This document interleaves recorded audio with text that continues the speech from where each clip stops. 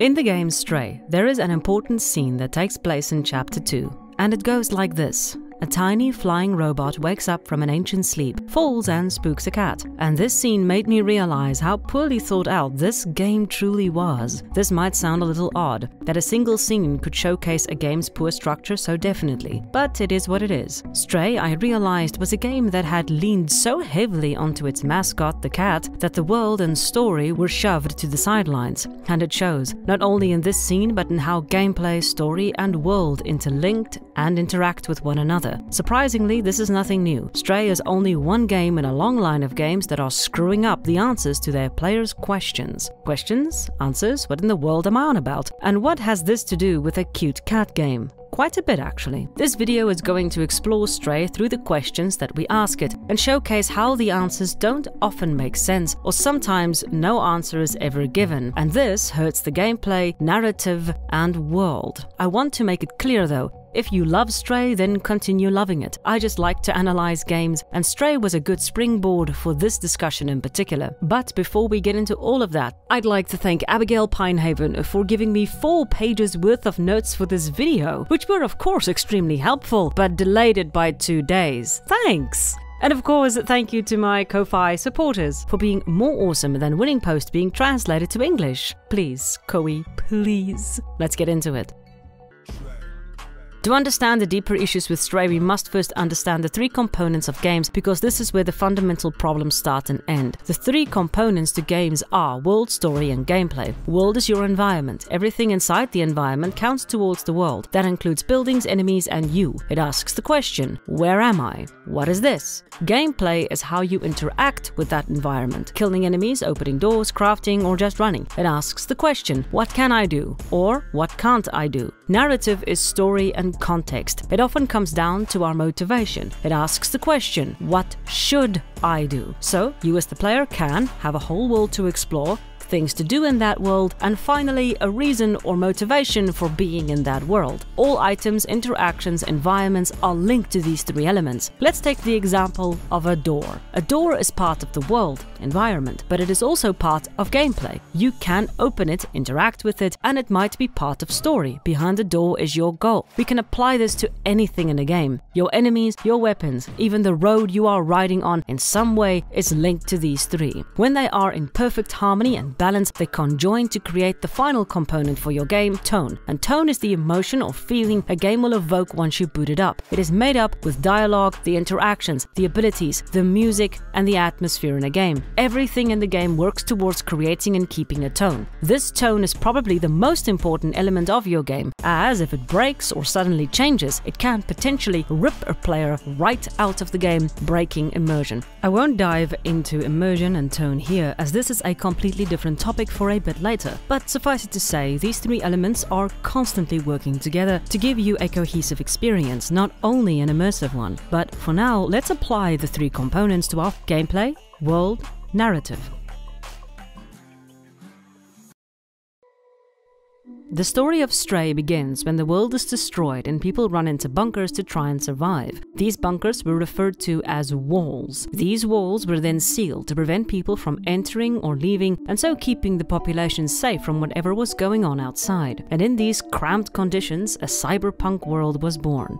Like in most cyberpunk universes, robots were created to aid society, like the companions, who were specifically designed to help the human race, mostly as cleaners or servants. The sentinels functioned like a police force and were meant to keep the peace. And finally the zerks, small tick-like creatures that ate organic material to keep the walls' trash under control. As the walls' population grew, specific issues started to arise, like overpopulation and crime. But a select few sealed themselves off in the control room area, in a way looking down at the rest of the population. The upper humans, as we will call them, started enforcing stricter rules to try and prevent groups from rising up.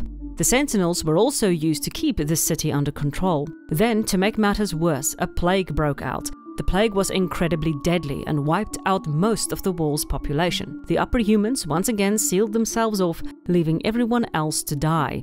but they would also die in time. One scientist lost his family as a result of the plague and worked to find a cure. When that didn't work, he planned to transfer himself into a companion to continue working on figuring out a way to get outside. But something went wrong, and the scientist remained stuck in limbo for thousands, possibly even more years. Over this time, all the humans died out in the wall, and the companions awakened into proper sentience. They began to live like humans, almost in memory of them. The Zergs would evolve to eat metal, and the Sentinels kept up with their old orders, keeping the people, or rather now the companions, oppressed. Then, one day, a door is standing open and a cat stumbles through it and into the wall proper. She follows a series of lights and finds the scientist. She transfers him into a small robot, but he has lost his memories. The two set out, and B12, as he calls himself, learns about the outside. He wants to open the wall to help the companions. They meet a series of characters, all of whom tell them that they will have to go up higher for a chance to open the wall. They go through the slums, the sewers, Antvillage, and finally reach Midtown, where they need to find a battery to activate the tram to get into the control room. A few companions help them, but one of them, Blazer, has no interest in going outside and ends up betraying them to the Sentinels. They are captured and finally escape back to the tram. They put in the battery, go up to the control room, and there B12 sacrifices himself to open the wall, and the cat leaves,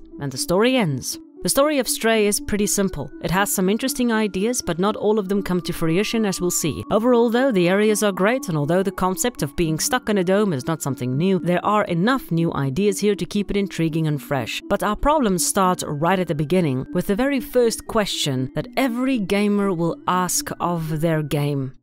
You there, step forward. Who are you? The answer to this question can vary. In an RPG, it can be choose who you wish to be, or in an adventure game, it can be as literal as Batman. But what this does is it explains and quickly defines the role you will take on in the world, and further shows how you will interact with the world by showing you exactly what this temporary you can do. The avatar you inhabit is, beyond your interaction with the world, an extension of the law and a groundwork for the limitations or abilities you will be able to use. It is the starting point, the first weave, and the most important question a dev will ever answer a player. So, let's apply this question to Stray. Who are you? In Stray, you are a cat. We cannot customize or change our cat, so we are by extension a ginger cat for this adventure. Because the character is predefined, we can safely assume that this game will be a linear story, as in it will have specific story beats that you will have to follow. In the tutorial, we learn how to control the cat, and through this we also learn what it can and can't do. We can jump, meow, run, interact with fellow cats, and of course, scratch trees. But we can't cast spells nor wield a sword, and we cannot speak or engage with dialogue or thought. This is never directly stated, but all of this is implied through our first introduction to our avatar. All of this is further emphasized when Stray does things like drink water, scratch trees, and play with her fellow cats, telegraphing that we are most likely just an ordinary feline. Who we are as a character will also determine our place in the world. Playing as a cat is rather insignificant in the grand scheme of this world's history, but whatever our role will be, all of this has determined who we are playing. We are a cat. So now I ask, why do I need a flashlight? Just to clear this up, the character floating above your head is B12, the small robot we met earlier. He becomes our gateway to the world, explaining where we are, what we should be doing, and through him we learn the plight of the companions. These types of guide characters are common in games and can make for interesting companions, but B12 creates a larger problem down the line we will look at a bit later. But the first problem is the flashlight. Despite the obvious and clear avatar of a cat, our cat cannot see in the dark. We must use B12 to light up our way. From a gameplay perspective, this makes sense. We have a robot and we must have some sort of function beyond being an information dump. When we find the Zerg splatter, as I affectionately call it, the flashlight mechanism makes even more sense. B12 uses the light to destroy Zergs, our first main enemy. I want a Zerg plushie, by the way. And finally, having the flashlight further helps atmosphere and makes the darker areas more creepy and unsettling. So there are a great many number of reasons to have this flashlight. flight. But in this case, the narrative falls short. Because we are playing a cat, we should, by the definition of a cat, a nocturnal animal, be able to navigate in the dark no problem. But if it hadn't been for convenient lights, we would actually be blind without B12. Now, we could certainly ask the question, should we even be able to see in the dark? Should the game give us this ability in the context of the three components? And the answer must be yes. If we answer no, we then need to give an explanation as to why the cat, a nocturnal animal, would not be able to do so. The game never answers for this discrepancy, so we can safely peg it down as a poor design or thought process. But all of this creates a larger problem. We technically don't need to play as a cat. If Stray was replaced with a squirrel, the only thing that would change is the model. If Stray was replaced with a large rat, the only thing that would change is the model. And if Stray was replaced by a monkey, the only thing that would change would be the model. Nothing else, story or gameplay, would be affected. Although the puzzles would make more sense if we were a monkey, because monkeys are very intelligent and can actually solve puzzles. Now, this is a point that a lot of people have brought up. The avatar feels absolutely frivolous. It has no point beyond being a cute mascot. The interactive animations and the model are the only two things that make it a cat. Very superficial. And because it can't see in the dark, the one thing that sets this animal apart from other mammals, it basically means that the cat can be replaced no problem. The absolute importance of main characters in narrative-driven stories cannot be overstated. Gameplay, narrative, and world are all modeled and shaped around these characters, like with Senua's Sacrifice. In this game, we play as Senua, a girl with a serious psychosis that takes the road to Helheim, the afterlife of the Nords, to bring her lover back from the dead. The narrative is completely crafted to her, where voices whisper and speak to her constantly, and the story leads her deeper into hell. The gameplay is once again crafted for her. She was taught how to fight by her lover, and her psychosis makes it possible to solve puzzles. And finally, the world is catered to her. Visual hallucinations and strange visions cut through the voices from time to time. You're not even sure if any of it is even real. A lot of thought was put into this game. And so, because the world and ability of our cat in Stray is not catered to that cat, it feels like we are just controlling a cat-shaped character that solves puzzles from time to time. Just consider for a moment how much thought and work must have been put into a game like Senua's Sacrifice, and then consider the fact that Senua's Sacrifice was made by the same amount of people as Stray.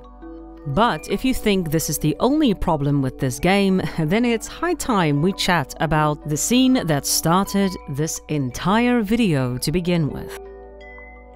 The entire scene is a small robot waking up, falling, and making our protagonist Stray jump in surprise. Let's first see how we get to this point, and then we'll go from there. Stray lands in this weird dome after she fell from the wall. She steps into the door and into this bizarre world and finds herself stuck in there. A light guides her, taking her deeper and deeper into the structure, spelling out things like help or follow me. So then we finally reach the apartment. Upon entering the apartment, we are met with a computer, and we jump onto the keyboard and run across the keys. Chaos ensues. This is something a cat actually will do, and something we as cat owners are pretty familiar with. We are also met with a message: enter the door, turn on, find body. This message pushes us through the door and gives us a motivation at the very least for being here. The room is a mass of screens and wires. We are now met with our first complicated puzzle, and we guide Stray through a series of jumps and lever pulls to shove batteries into this control panel. Suddenly, a door opens and we are met with a coffin of some kind. It's wired, clearly powered, and once again, we don't know what to do. The cat runs up shelves and knocks down a box, finding a tiny robot. Instead of playing with it or batting it around, she instead picks it up and takes it to the control panel with a clear goal in mind: power up the small robot. The robot is dropped on the control panel and finally it's powered. And what does the cat do? Jump in surprise. And here is where we have what is known as ludonarrative dissonance. In 2007, a man called Hawking wrote a critique on BioShock.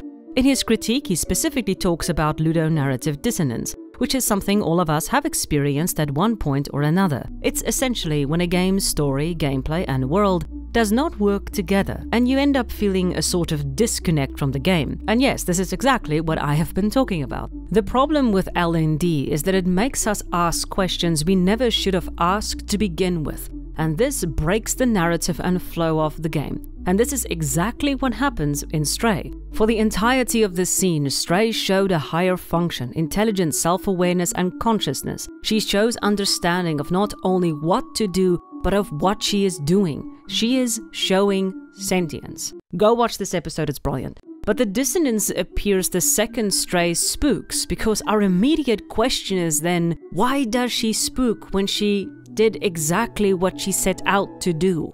Now, I will be fair, there is another possibility for why the cat jumps. The cat did all of this accidentally. She didn't deliberately try and do anything, she just acted like a cat and accidentally activated, well, everything. This is a nice explanation and certainly ties in with the spooked jumping, but it quickly becomes flimsy under any sort of scrutiny. Slotting in batteries can't be done on accident, and dropping the robot onto the platform can't be on accident either. But even if we put that aside, the next question then is, who is this message for? The message tells the cat to need help and find body, so we assume the cat is trying to do all of this to help the person in the room. You can say, oh, but cats can't read.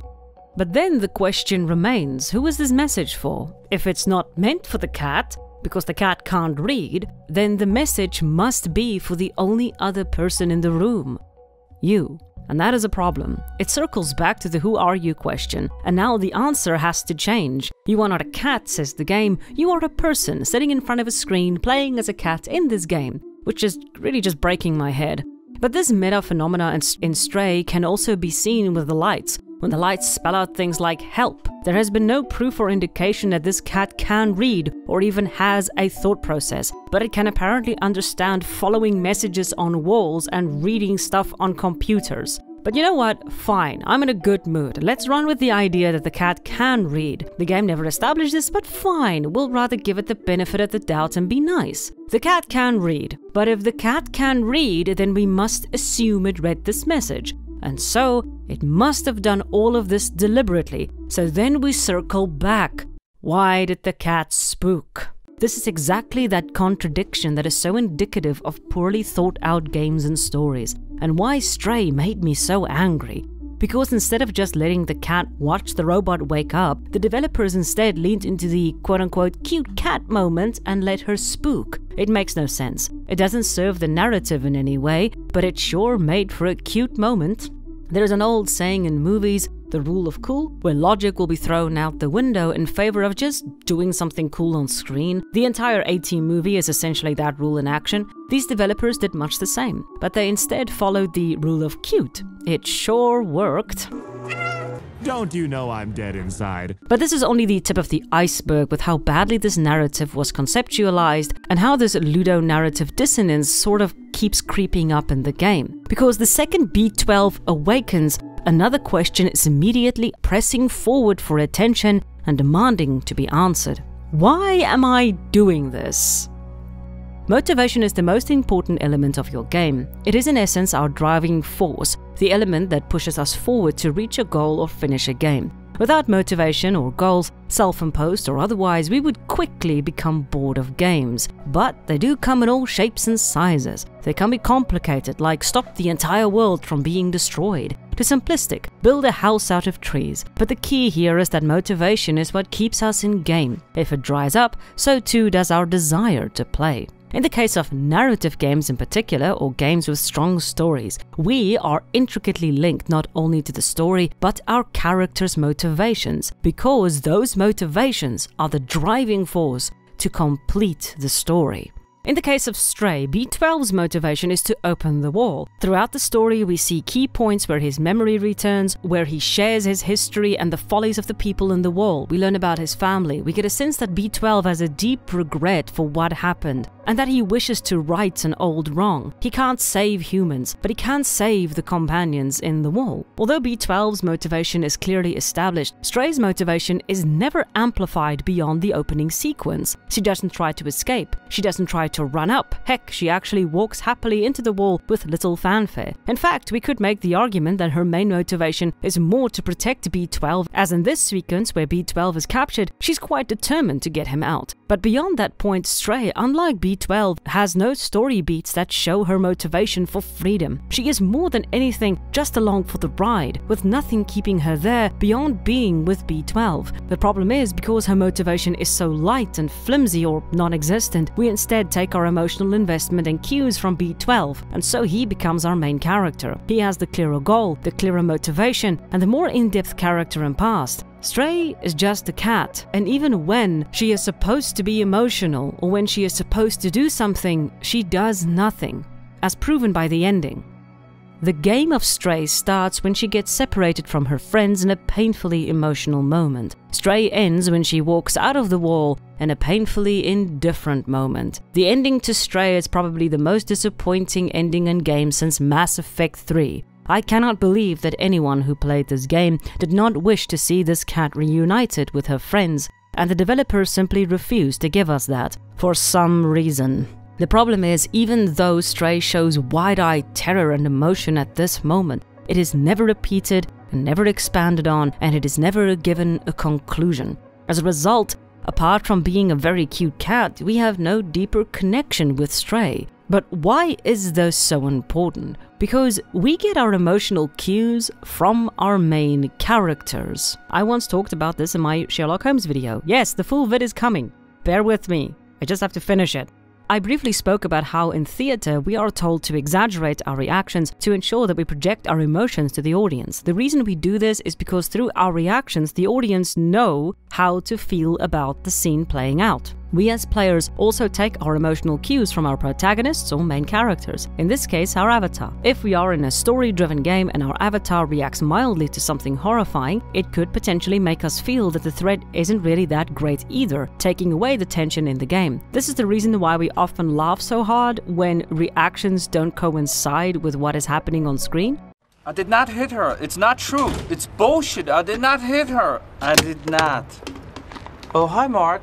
But getting back to Stray, we absolutely get nothing from this cat, not even at the end. At the start of the game, Stray is separated from her friends. This was a big moment, the catalyst that actually put everything else in motion. It's also treated like a sad and painful moment. We are there with Stray as she looks up at her friends and falls into the abyss. The only motivation we have been given for this cat is to be reunited with her friends. But when Stray finally trots out into the sunlight, we are met with greenery, a blue sky, and a cat that doesn't give a damn.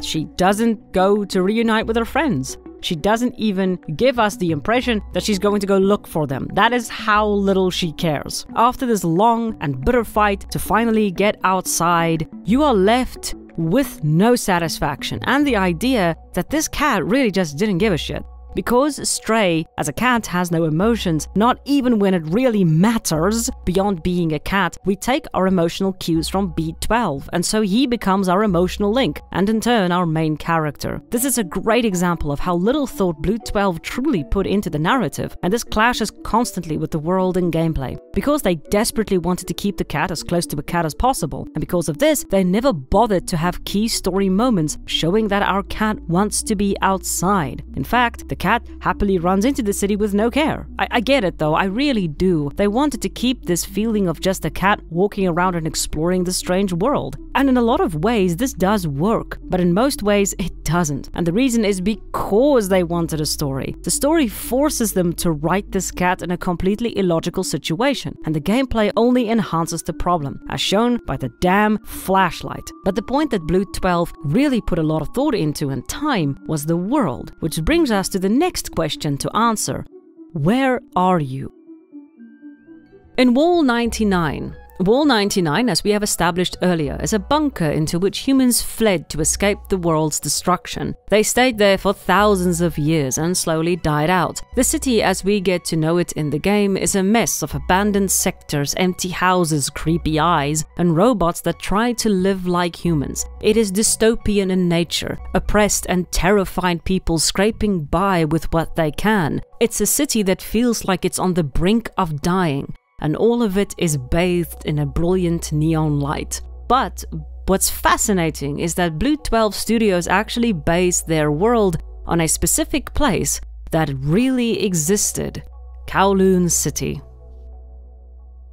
Between the 1940s and 1990s, there was a city in Beijing called Kowloon City. And yes, I said in Beijing. It had originally been a fort outside the city that, due to some interesting paperwork, never had a government. So they built and they built and they built, and soon they had created the City of Darkness. Daylight was a luxury as the hallways turned into and through each other, creating dead ends lit up with flickering fluorescent lights. A place filled with cramped hallways, tiny apartments, and a bustling life despite those conditions.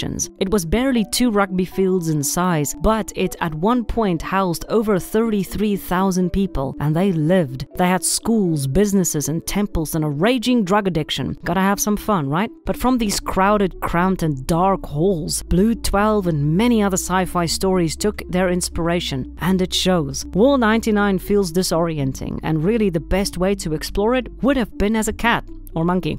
Finding nooks and crannies to slip through and perfect points to perch on, it's really a wonderful recreation of that lost city. When you hit Midtown, it blasts color at you on neon light, and the atmosphere changes from dark and forgotten to bright and bustling. You feel the instant contrast between these two levels, and walking around this wet city of light was absolutely a marvel. And then you come across the final level, and oddly, my favorite. The control room is such a stark contrast to the rest of the city. It's clean and slick with no character or life to be found.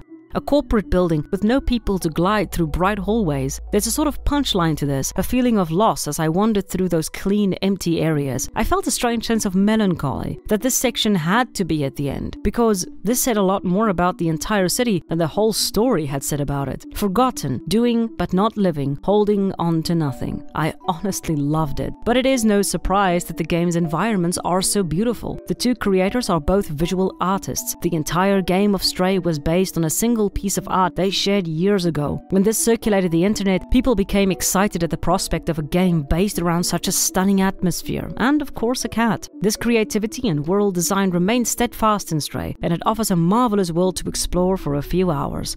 I won't go into the rice hats or any of the other symbolism that people found off-putting, as this isn't really the focus of the video. The only thing I will say is that using Japanese as the basis for the language when Kowloon City was situated in China is a little strange, but that's the most I'll say on that. If you do want to read more, I'll link the articles in the description and you can check it out yourself and, draw your own conclusions. Now, with the positives out of the way, I can say that the problem with the world is not the setting at all. It's how this world is utilized.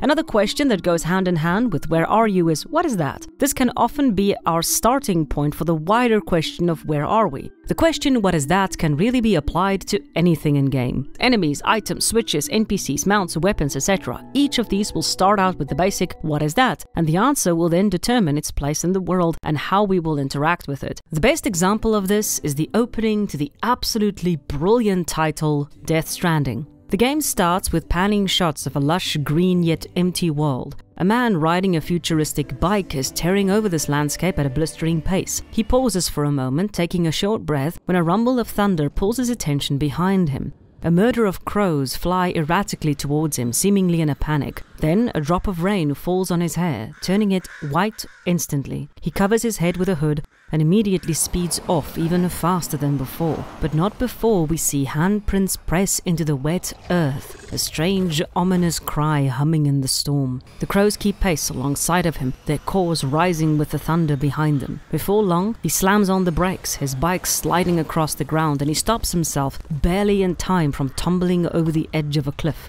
We watch as animals race away from the storm, one falling to its death in its desperation. The storm catches up, and the crows begin to drop dead from the sky as they are caught in the rain. The questions that we are asking in this case is numerous, and many of them start with what? Like, what is that bike? What is that strange circle in the sky? What are those strange handprints? What is wrong with the rain? Later on, all of this will be explained, but Death Stranding creates intrigue like no other game I've ever played in my life. If you've never played it, I highly recommend it. Just know that you're in for some pretty disturbing imagery. In Stray, this happens as well. What is that is asked when we see the tick. When we follow it into the wall, we ask these questions constantly, and slowly the game tells us, this is a dying companion, this is a Zerk, those are lights, not stars. But there is one time an answer is never given, and it's a problem. What are these eyes? During our run through these sewers, we come across eyes that follow us as we traverse the tunnels. We can see these eyes are connected to the goop, that is in turn connected to the tick. No, not that tick. Where the ticks are, the goop is. With that in mind, we can safely assume that these eyes have something to do with the Zerks, and their presence speaks of something higher, perhaps a higher thought process going on here. We are proven right when we finally meet the big eye, and B12 ends up being drawn into the eye. B12 then snaps out of it just in time to save Stray and burn out the Zerg splatter. It's a rush to save our lives, and then we escape. And that's it. We never learn anything beyond this point about the eyes. It's never explained, never expanded upon, and never mentioned again. We just move on. So what does this mean? It means the world and narrative were not thought out properly. These eyes were added to the world and they were used in the game, but the story never utilized them. So the story never planned for them. We could argue that it does impact the story because we lose the Zerg splatter, right? But this is really only to ensure the gameplay can be changed in the next area, Midtown. And furthermore, for as dramatic as the scene is, what exactly happened here? Why did B12 fly towards the eye? Why did he go into a hypnotic state? Because these questions aren't being answered, this entire sequence could be removed entirely, and it wouldn't really impact the story at all, because nothing is lost for it. It's a throwaway scene, a nothing burger. It has no purpose beyond being a cool moment. The rule of cool strikes again. Once again, we find a bizarre disconnect between the main components, in this case, story and world. But this stretches into the environments as well. Antvillage is a village we find after the sewers, a town that stretches up from the sewers to Midtown. We use this village to reach this place, but beyond that, Antvillage serves little to no purpose. B12 learns that he was a scientist at the start of the village and his memories slowly come back, and then we find a photo, climb up the rest of the village, and that's it. Honestly, all of this could have easily been done at the start of the sewer with no extra entire village needed. The problem is, beyond looking interesting, Antvillage just serves no purpose beyond being something to climb up. This is a shame, as out of all the lower levels, Antvillage is visually the most interesting. And this character, this is fascinating. Such a cool and interesting design. But once again, we find a disconnect. Artists and world builders probably spent hours, days, weeks refining this village, adding characters and atmosphere, only for it to be essentially a place to pass through, a throwaway area. You do have a couple of side quests, but these are absolutely not essential for the main game experience. It's more or less just busy work, was wasted potential. Same with the eyes. Grand ideas that hover in a state of limbo, but only serves to show how important it is to ensure these three elements are well balanced. Otherwise, you'll end up with a city that has no purpose. I feel very bad for the artists who put the work into Antvillage. Man, that had to suck. But apart from the world, the story itself buckles under any sort of scrutiny.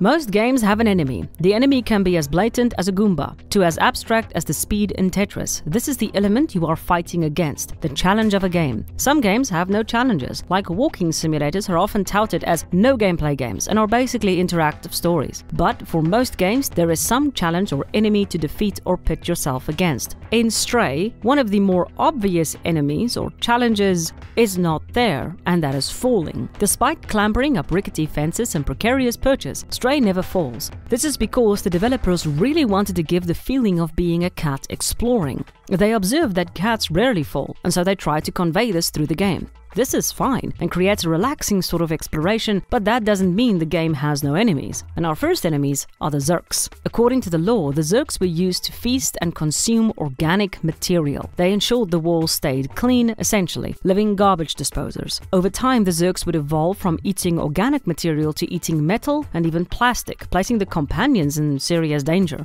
Suddenly, they had to cordon themselves off from each other as the Zerks multiplied and grew in the sewers and abandoned areas of the wall. This is great and explains why the companions are so divided and far apart from each other. But then, why is anything still standing? A large part of the wall is made up of concrete, and to the game's credit, it doesn't mention concrete as a form of sustenance for the Zergs. But why can't they break through metal fencing? And yes, it is metal because it has an electrocution warning sign on it. That's metal. Why can't they break through metal doors? Why aren't they devouring the plastic bins? Why aren't they devouring everything that isn't concrete? It is a strange thing to overlook, but it makes sense when you really think about it. Basically, this plot point was added after the world was built, after all the scenes and sets had been constructed, after the levels were defined and later refined. They added this tidbit to explain away the divide between the companions and why they don't just, well, walk out. But they didn't think it through, and they certainly weren't going to go back to clean up their scenes. A lot of those items were needed to ensure Stray could move through the world. It would mean a lot of rework, and it would have ruined the aesthetic. This is why, if your game has a strong narrative, it is imperative that you take the time to plan your world alongside it, to ensure these types of clashes and contradictions don't overwhelm and eventually overrun your game. But the problem with the Zergs extend into the gameplay as well. A lot of you Stray fans out there might not even know this, but you can technically walk the entire Stray without ever needing to run, except maybe for the first section. I tried this and it actually works. You very rarely, if ever, need to trigger the run because the Zergs will simply jump over you most of the time. And this means that the tension of the game just falls flat. You need tension to enhance investment, to enhance immersion. And because Stray's tension can be circumvented, it hurts this through line and leaves you, well, uninvested. Now, to be fair, you can run, and this will give you a better and more quote-unquote intense experience. But the fact that it is possible speaks to a poor game design. The Zergs will almost always adjust to your speed, meaning you determine the pace of the game, which is not really the way games are supposed to work. You're supposed to be meeting a challenge, not determining the challenge by how fast you want to run, especially in a game where there is supposed to be a threat. To be clear, if Stray had been a walking simulator only, none of this would have been an issue. If Stray had not had these chase sequences, this would again not have been an issue. It's because the developers decided to add this as a feature that we now have to scrutinize it. This all circles back to the importance of ensuring those three components are well thought out and planned. I'm going to repeat myself a lot in this video, but we're not done yet. Enemies often evolve, and this is no different in Stray. Where before our enemies were tiny creatures running behind us in swarms, our newer enemies can fly and shoot. They are the Sentinels. The Sentinels, basically flying drones with machine guns, are a brilliant way to up the challenge and keep the game interesting. Their scanners give you a rough idea of how close they are to finding you, giving you optimal time to get away and hide.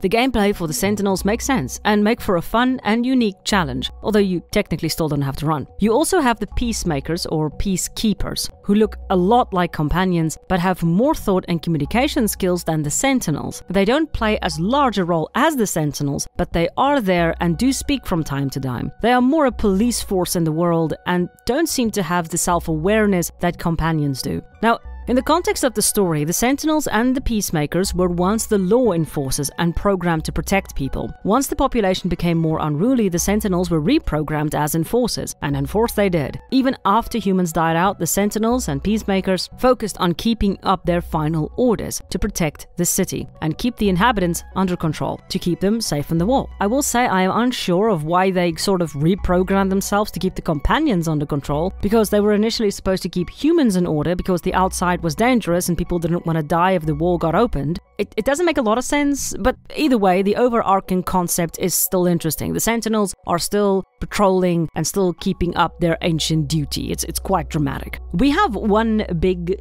problem, though. The Sentinels are there to enforce order. They do this by capturing people who go against that order, putting them in jail, or even wiping their minds if they are particularly unruly. We see this when we traverse through the jail, finding tortured and memory-wiped companions in cells strapped to tables. But before we get to the jail, you meet Blazer, a companion who is helping Clementine, another companion who is trying to get outside. Bear with me. Clementine is in hiding because she is going against what the Sentinels so desperately want to protect. However, Blazer betrays you and Clementine to the Sentinels and you are sent to jail. Clementine is locked up. Makes sense. B12 is placed in a laser jail. Makes less sense, but okay. And you are put in a tiny, tiny cage. Why? Don't get me wrong, this cage is freaking adorable, and seeing the cute cat in a tiny cage is pretty sad. But why did the Sentinels even bother to arrest you? You're a freaking cat. In fact, in the slums, the companions are convinced you're a Zerk. The first time they see you, once they get a good look at you and you don't start eating their legs, the companions accept you into their town. Just a fun fact, after you get to the slums and you can explore, if you run over the same area you entered, your cat will instantly go back down to a walk again. They forgot to remove the forced walk part after you entered the slums. Just absolutely brilliant. But the mid-townies don't know that you're not a threat. For all they know, you're a Zerk, or something else equally as dangerous. The Sentinels are there to protect, so why aren't they protecting? And yet, when the Sentinels finally get a hold of you, instead of killing you, as they have been trying to do since the first time they actually met you, they put you in a tiny, adorable cage. Also, where the heck did this little cage even come from? What are they using this for? Did they arrest dogs, babies at one point? It's not even big enough for a Sentinel. Why are these tiny cages even in this complex?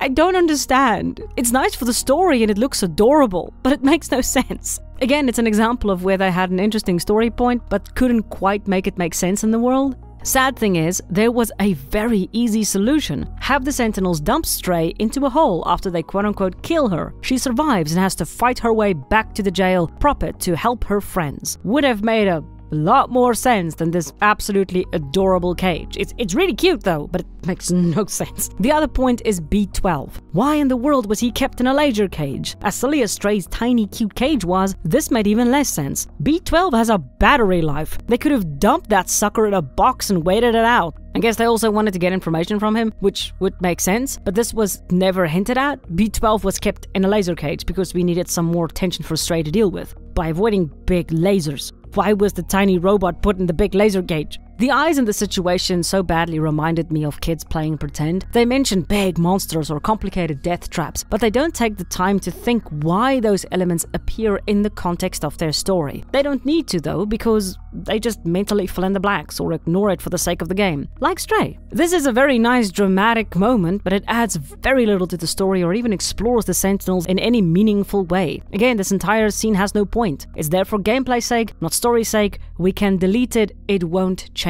a thing.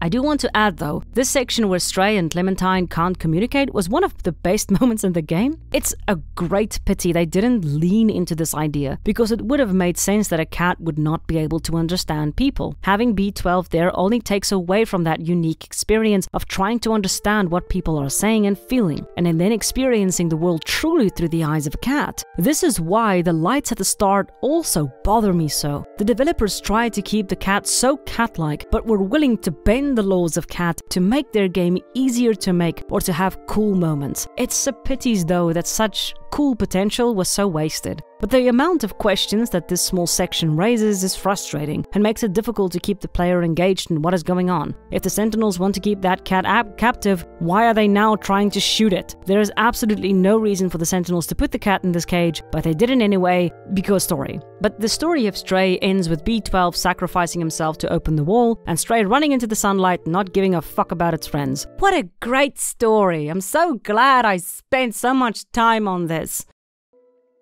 Despite everything, I don't think that Stray is a bad game. It has a lot of atmosphere, and for a small indie dev team, it's a great achievement. And I appreciate the fact that there are no microtransactions or other extra content to be downloaded or bought. But it is also, at the same time, a great example of why it's so important to ensure that narrative, gameplay, and world are well conceptualized and well harmonized. When that is not done, we have issues like this. Scenes like these and random things like this. I always ask myself, this took time to make. Did no one even ask if this made sense? However, this is something I've been seeing more and more of in games, where developers seem to forget that they are supposed to be creating cohesive worlds, that they are not supposed to force players to fill the gaps to ensure everything still makes sense. Stray is only one game in a long line of games that seem to have forgotten how to tell good stories with their medium. But with that being said, I do understand why people were so drawn to Stray. As a horse gamer myself, I understand the frustration of trying to find a good game about a horse. For cat gamers, it's even worse. They barely have any games to enjoy, and Stray scratched the itch in just the right way. I do hope though that more cat games will now be made, and the developers will manage to tell better stories.